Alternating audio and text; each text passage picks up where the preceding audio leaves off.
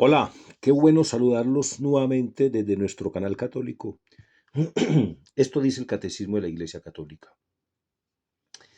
Vamos a hacer nuestro ejercicio reflexivo sobre el próximo domingo 23 de octubre del año 2022, ¿no? El fariseo y el publicano. Lucas 18, 9, 14. Bueno, vamos entonces, vamos a pedirle a nuestro único Dios, ¿no? A nuestro único Dios, ¿no? Vamos a invocar al Padre para que en nombre de su Hijo Jesucristo active en nosotros ese Santo Espíritu que nos dio en el bautismo, para que nos ilumine y este ejercicio se haga como Jesús quisiera y merece que sea realizado. Espíritu Santo, ilumínanos y santifícanos. Espíritu Santo, ilumínanos y santifícanos. Espíritu Santo, ilumínanos y santifícanos. Lectura del Santo Evangelio según San Lucas. Gloria a ti, Señor. Dijo la siguiente parábola a algunos que se tenían por justos y despreciaban a los demás. Dos hombres subieron al templo a orar, uno fariseo y otro publicano. El fariseo de pie oraba en su interior de esta manera: Oh Dios, te doy gracias porque no soy como los demás hombres, rapaz, injusto y adúltero, ni tampoco como este publicano. Ayuno 2 veces por semana y doy el diezmo de todas mis ganancias. En cambio, el publicano, manteniéndose a distancia, no se atrevía ni a alzar los ojos al cielo, sino que se golpeaba el pecho y decía: Oh Dios, ten compasión de mí, que soy pecador. Os digo que éste regresó a su casa justificado y aquel no, porque todo el que se ensalce será humillado, y el que se humille será ensalzado. Palabra del Señor, gloria a ti, Señor Jesús, en el nombre del Padre y del Hijo y del Espíritu Santo. Amén.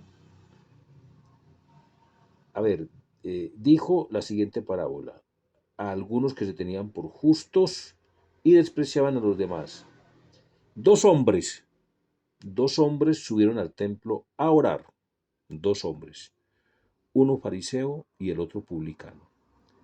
Estos dos hombres tienen mucho en común. Estos dos hombres tienen mucho en común, pero finalmente algo los hace diferentes. ¿Qué tienen en común? Que los dos, económicamente hablando, son ricos. Entre los fariseos no admitían pobres. No admitían pobres porque había que ser de buena posición social, aristócrata, en fin, y tener muy buena condición económica para ser fariseo. Tenía que ser de la alta sociedad. Bueno, y el publicano, pues ni se diga. El publicano, pues, era recaudador de impuestos. Y como ocurre hoy en día, todos los que administran las finanzas públicas se hacen ricos. Se hacen ricos. La mayoría. La mayoría. Bueno, en fin, los dos tenían la Biblia cuenta de los publicanos, pues de los recolectores de impuestos, recaudadores de impuestos, todos son ricos. Mateo, dentro de 8 días vamos a ver Saqueo. Saqueo era un hombre rico también. Saqueo, Mateo, este publicano. En fin, bueno, entonces los dos eran ricos, los dos económicamente hablando eran ricos. Otro aspecto que los hace, que tienen en común, los dos son ladrones, los dos son ladrones. El publicano le roba a los hombres, sí, porque a veces cobraban más de la cuenta y se echaban al bolsillo mucho de los dineros que recaudaban. Entonces, el publicano le roba a los hombres, el fariseo le roba a Dios. El fariseo le roba a Dios, le está robando toda la gloria a Dios. Miren el discurso del fariseo. Te doy gracias porque no soy como los demás hombres, rapaz, injusto y adúltero. Si él es consciente que es diferente a los hombres, no es por mérito propio, es por una gracia de Dios. ¿Mm? Si él es capaz de hacer todas estas actividades, eh, por ejemplo, si él no es rapaz, si él no es injusto, si él no es adúltero, no es por un esfuerzo ético de él, no, es por una gracia de Dios.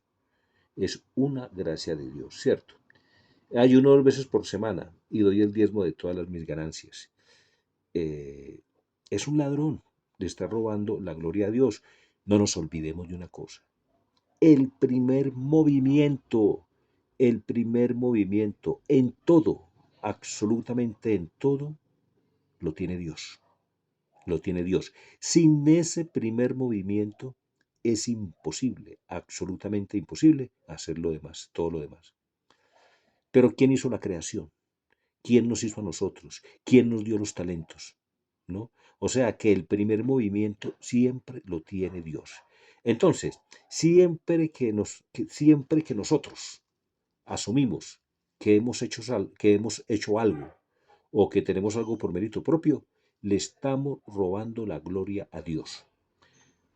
Todo lo que tenemos, todo lo que tenemos, todo lo bueno que hagamos, todo lo bueno que hagamos, no es más que fruto de la divina voluntad obrando en nosotros.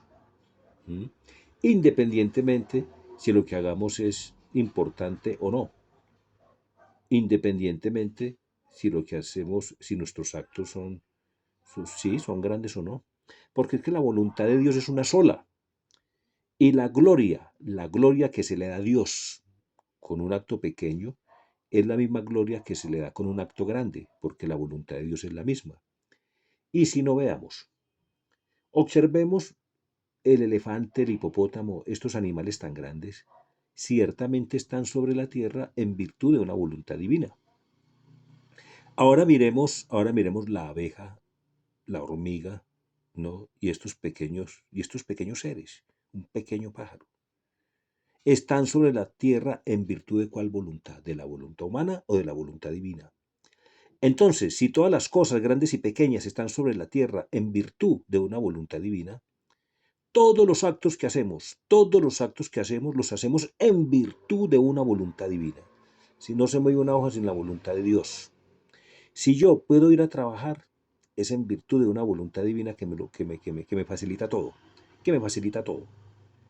Ahora, en el momento, en el momento que yo no le doy la gloria a Dios, ¿sí?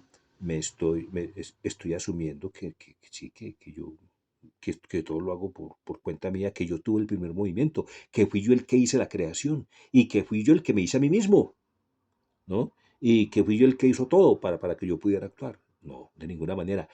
No nos olvidemos, el primer movimiento en todo, grande o pequeño, lo tiene Dios. Y eso ya es motivo suficiente para darle gracias a Él por todo y por todos. ¿Ok? Bueno, eh, miremos aquí que nos dicen. Bueno, entonces mire pues, ese discurso del fariseo pues dice, te doy gracias porque no soy como los demás hombres, ¿no? Rapaz, injusto y adúltero, ni tampoco como este publicano. Ayuno 2 veces por semana y doy el diezmo de todas mis ganancias. Este fariseo sencillamente está cayendo en un pecado muy grande, un pecado contra la esperanza. Está cayendo en un pecado contra la esperanza, un pecado que ofende mucho a Dios, del cual no somos muy conscientes. Ese pecado se llama el pecado de presunción. Está en el numeral 2092 y voy a leerlo tal cual como es. Dice, numeral 2092 del Catecismo de la Iglesia Católica. Dice, hay dos clases de presunción, ¿no? O bien el hombre presume de sus capacidades esperando poder salvarse sin la ayuda de lo alto. Ahí está muy claro. Repito, hay dos clases de presunción. O bien el hombre presume de sus capacidades esperando poder salvarse sin la necesidad de lo alto, ¿no? Numeral 2092, este hombre, este fariseo, está cayendo en ese gran pecado, ¿no? De presumir de Dios. La segunda forma de presumir de Dios ya le hemos dicho, que es cuando el hombre presume de Dios creyendo que Dios le perdona todo, todo, todo, todo, y siempre, así el hombre no haga nada por convertirse. Ahí lo dice el Catecismo de la Iglesia Católica, ¿no? Ok, bueno, miremos qué dicen los santos, qué dicen los santos de este santo evangelio, ¿no? Mm, San Francisco de Sales. San Francisco de Sales dice, para recibir la gloria de Dios en nuestros corazones hay que vaciarlo de nuestra propia gloria. Qué acertado aquí San Francisco de Sales. Para recibir la gracia de Dios en nuestros corazones hay que vaciarlos de nuestra propia gloria. Nada nos puede humillar tanto ante la misericordia de Dios como el contemplar sus beneficios. y nada nos humilla tanto ante su justicia como la multitud de nuestros pecados. Continúa San Francisco de Sales, no temamos que el conocer todo lo que Él ha puesto en nosotros nos vaya a engreír, siempre que tengamos presente esta verdad, que lo que hay de bueno en nosotros no es nuestro. Repito, lo que hay de bueno en nosotros no es nuestro. Ya veis.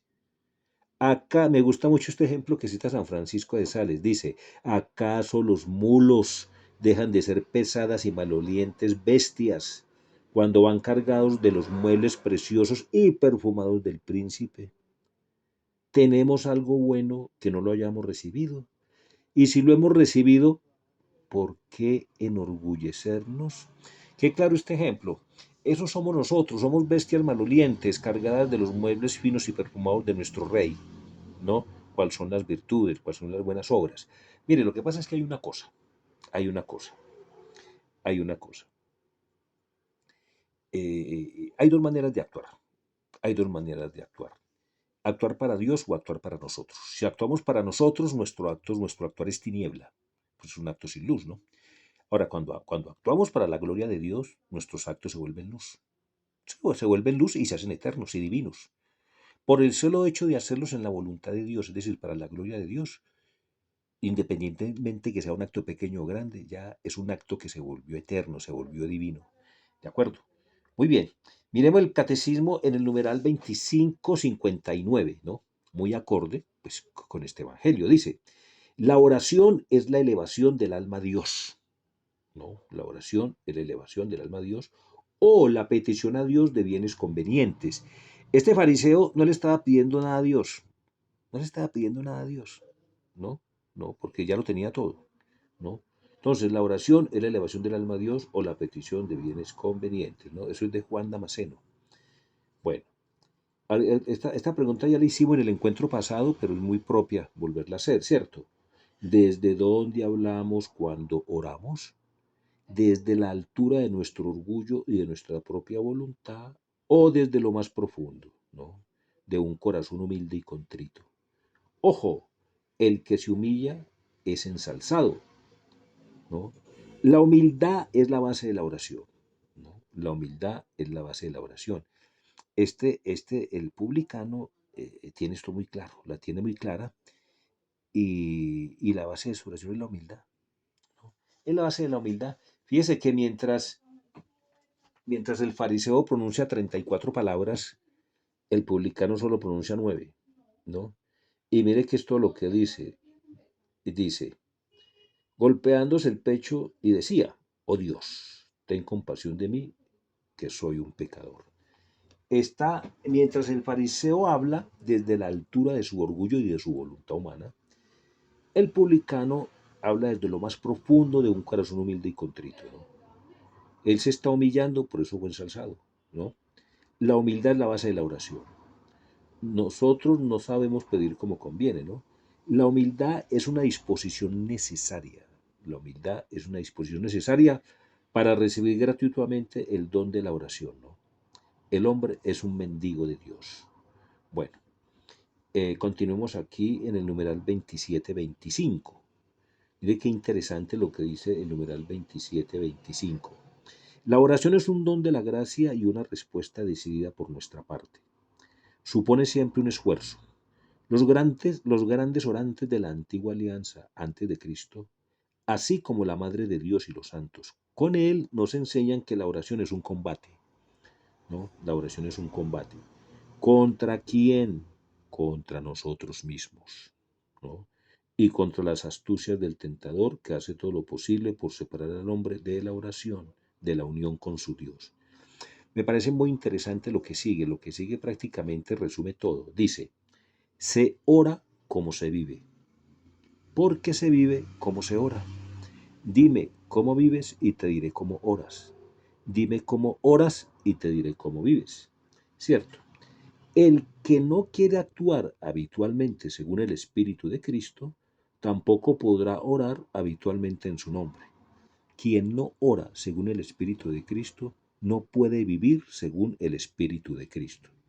El combate espiritual de la vida nueva del cristiano es inseparable del combate de la oración. Vea Teofilacto, lo- lo- todo lo interesante que dice, ¿no? La soberbia es el menosprecio de Dios. Cuando alguno se atribuye las buenas acciones que ejecuta y no a Dios, ¿qué otra cosa hace más que negar a Dios? No, ya lo dijimos.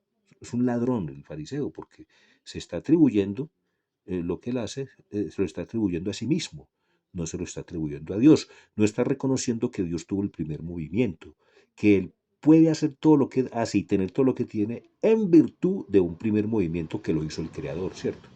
Repito, Teofilacto, dice, la soberbia es el menosprecio de Dios. Cuando alguno se atribuye las buenas acciones que ejecuta y no a Dios, ¿qué otra cosa hace más que negar a Dios? La causa que tienen para confiar en sí mismos consiste en no atribuir a Dios lo bueno que hacen, por cuya razón el Señor propone esta parábola para los que le menosprecian por los demás. Eh, a ver, en el publicano, en el fariseo y en el publicano, puede decirse que hay dos teologías, ¿no? Una teología mala y una teología buena, o una antiteología y una teología, ¿no? Mm, la teología del fariseo puede decirse que es una teología muy humanista donde el centro es, donde el centro es el hombre y no Dios, ¿no? El publicano ora perdón, el fariseo al orar, en su forma de orar, en su forma de expresarse, el centro es él, no Dios.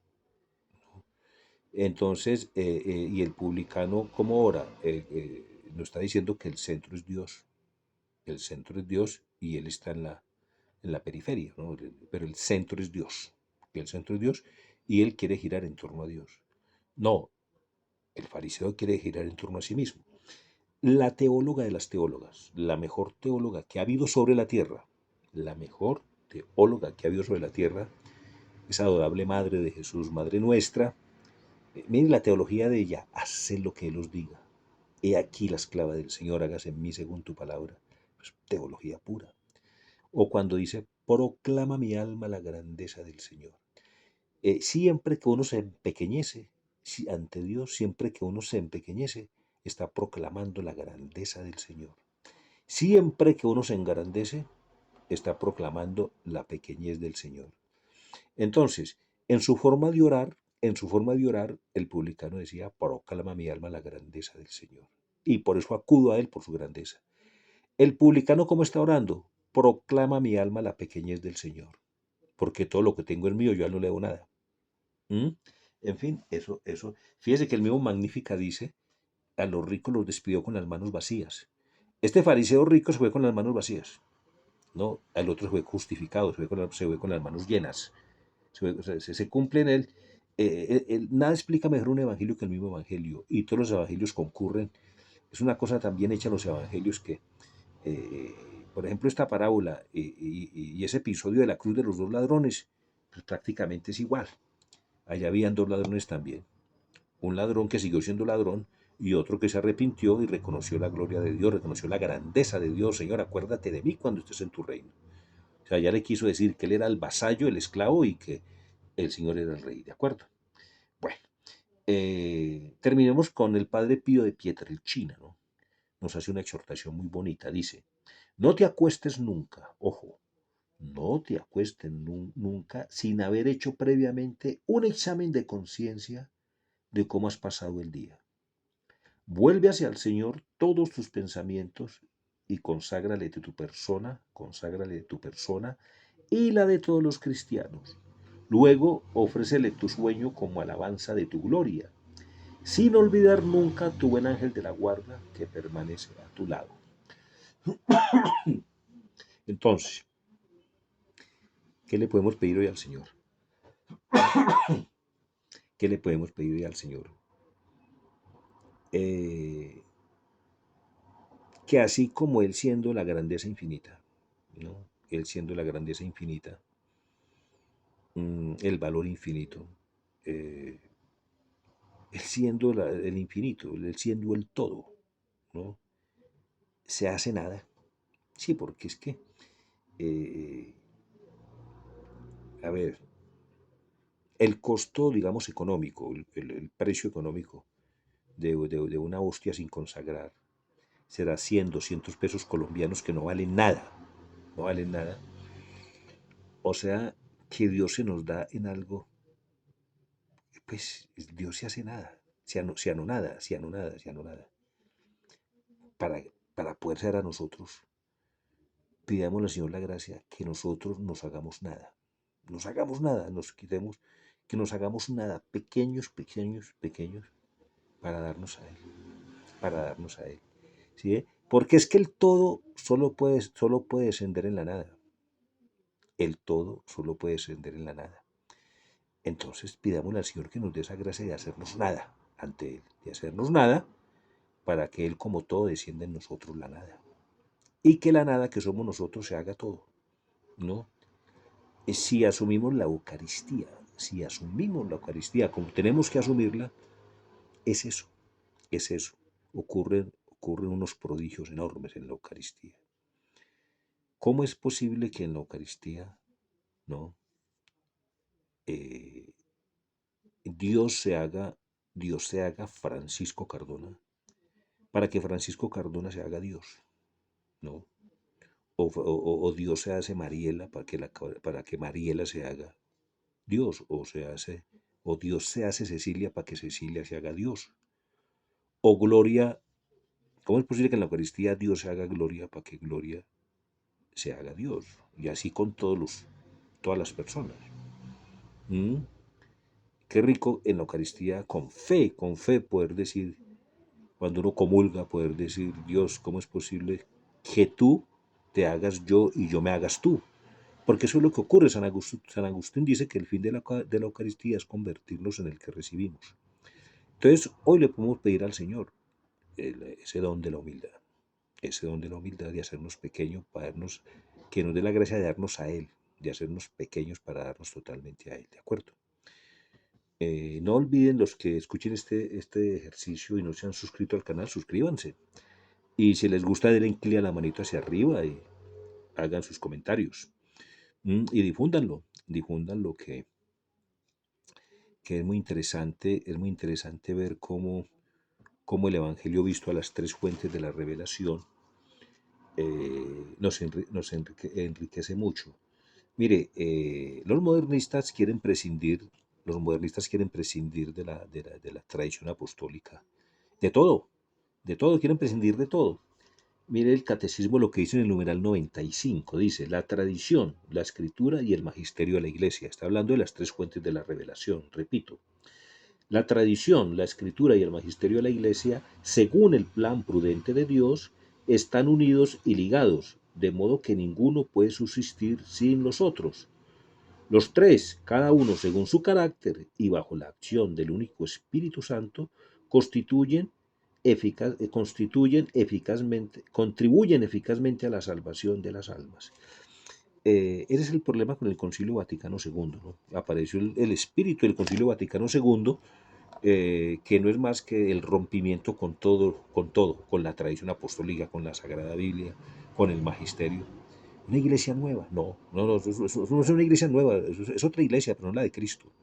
Hay que seguir el consejo de nuestro querido Papa Emérito Benedicto XVI, que dice, el Concilio Vaticano es bueno en la medida que se vea en clave de continuidad, es decir, a la luz de las tres fuentes de la revelación. Eso es lo que hacemos en este ejercicio, ¿no? Ver el Santo Evangelio a la luz de las tres fuentes de la revelación. Gloria al Padre y al Hijo y al Espíritu Santo, como era en el principio, ahora y siempre, por los siglos de los siglos. Amén.